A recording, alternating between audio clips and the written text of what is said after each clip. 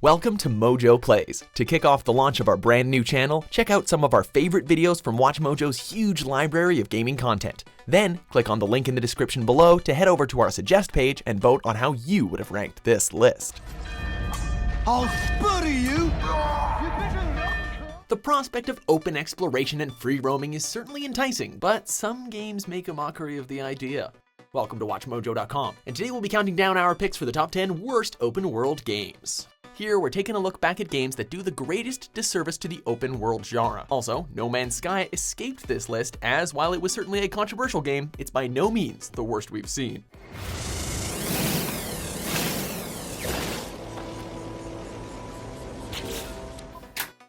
Number 10, Fuel.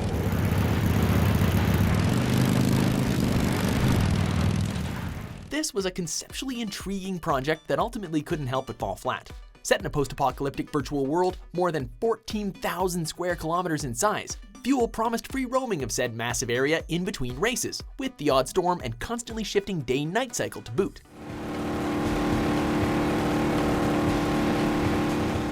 Alas, the big problem with such a big open world was that it was a very big empty open world.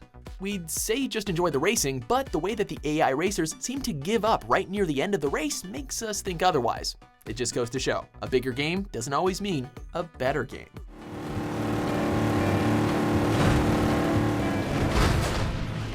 Number 9, Two Worlds. Fantasy storytelling and action role-playing? How exactly do you mess up such a time-honored combination? Well, as it turns out with the case of Two Worlds, the answer lies in execution.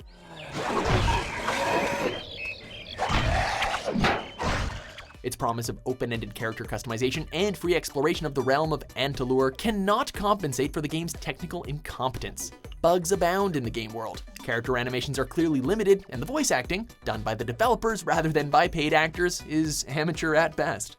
You will bleed to death. 'Tis just a flesh wound. Just a flesh wound.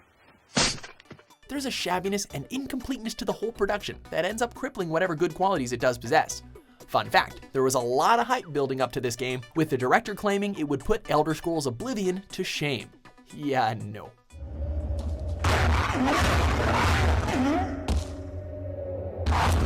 Number 8, The Amazing Spider-Man 2.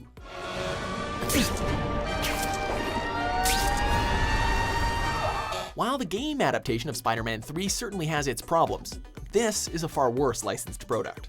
The Amazing Spider-Man 2 loosely ties into the film of the same name, merging an open-world setting with countless plot threads in the hopes of crafting a cohesive storyline. Vigilantes like Spider-Man only make the problem worse. If the prospect of slapdash narrative weren't bad enough, the game also suffers due to poor controls and an offering of rather unimpressive one-sided activities. Add in issues like frame dropping and poor lighting, and what results is an all-around uninspiring game experience. You might be able to make a deal with D.A. Harper for protective custody, if you help stop this gang war. Number 7, Driver 3, or Driv 3er. Change of plan. The locals are hostile and there's too many of them. Get me out now. Driv 3er spent 3 years in development, with its developer, Reflections Interactive, trying to carefully replicate the cities of Miami, Nice, and Istanbul in then exquisite detail. It's a shame, then, that their efforts resulted in a game with flimsy driving controls, AI opponents that constantly outperformed the player, and a whole plethora of bugs and glitches.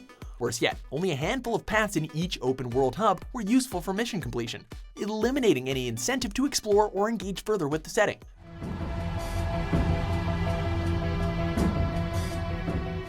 If the game's sketchy quality weren't bad enough, its reputation was further muddled by the Driver 3 Gate controversy, which stemmed from accusations that the game's publisher, Atari, gave early access in exchange for good reviews. Yeesh. Number 6, Superman Returns.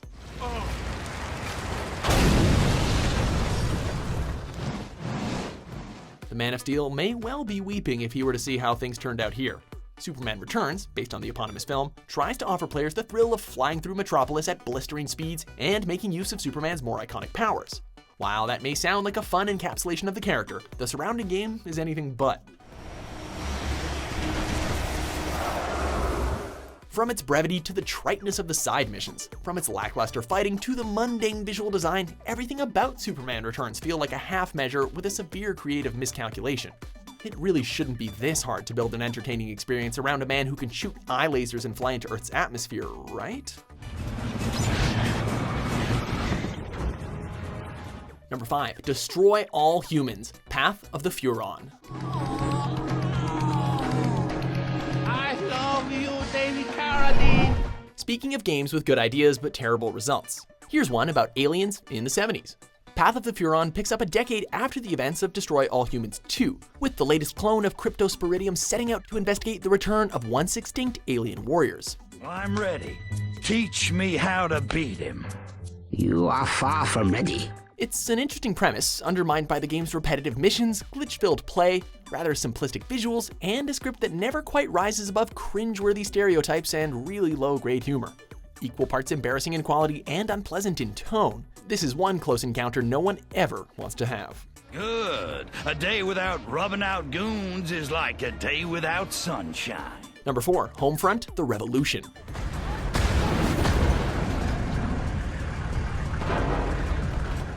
A reboot of the Homefront series, The Revolution tackles the absurd prospect of a North Korean occupation of the US city of Philadelphia. The game allows you to explore the city in between missions, with weapon customization and scavenging offered as some semblance of variety. Unfortunately, the promise of those mechanics is thoroughly ruined by the game's poor mechanical and creative design, making the world less than appealing to engage with. Watch the guard. Yeah, don't get stepped on. Players can look forward to a paint-by-the-numbers storyline with uninspiring characters, uncomfortable gunplay and stealth elements, and a laundry list of frustrating technical issues. That this is also an aesthetically underwhelming game with no visual flair or energy should not be surprising either.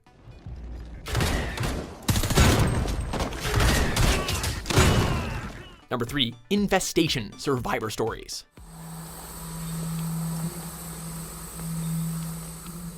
Oh, how the shame just built up in regards to this one. Originally known as The War Z, this open-world survival game had more than a little in common with the DayZ mod. It relied upon similar elements: food and thirst management, combating zombies, working with other players to survive, but in a much less refined manner.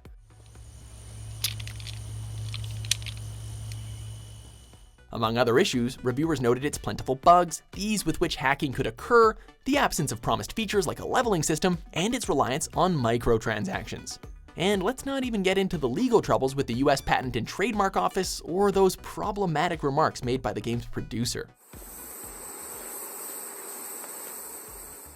Number 2. Day 1: Garry's Incident. The frame rate is awful. It is dreadful. It drops below 30 very regularly, and this isn't even with all of the options enabled. Oh goodness, where to begin? This first-person shooter puts us in the shoes of Garry Friedman. Yes, we do see what you did there. A cargo aircraft pilot who ends up in the Amazon and discovers a lost civilization.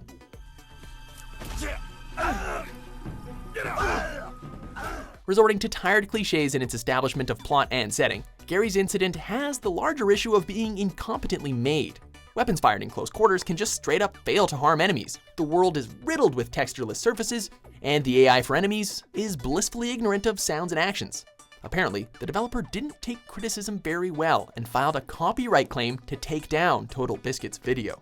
Yeesh. This is a full release. It is not early access. This is not a beta, guys. Seriously, I am not lying to you. And this is after about 3 patches. Before we unveil our top pick, here are a few honorable mentions.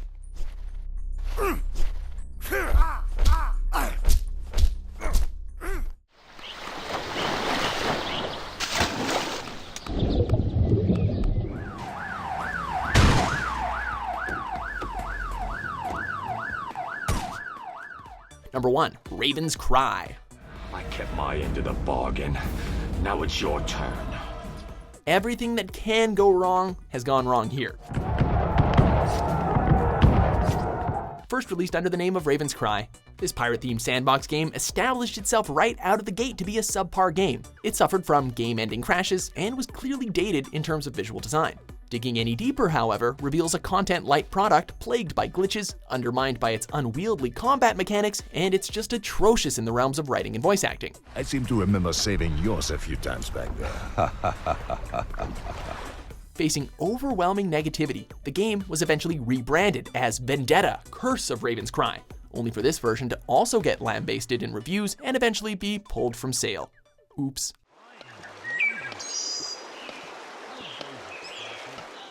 Thanks for watching Mojo Plays. Be sure to subscribe and click on the link in the description below to check out our suggestion page and vote on what content you'd like to see us cover next.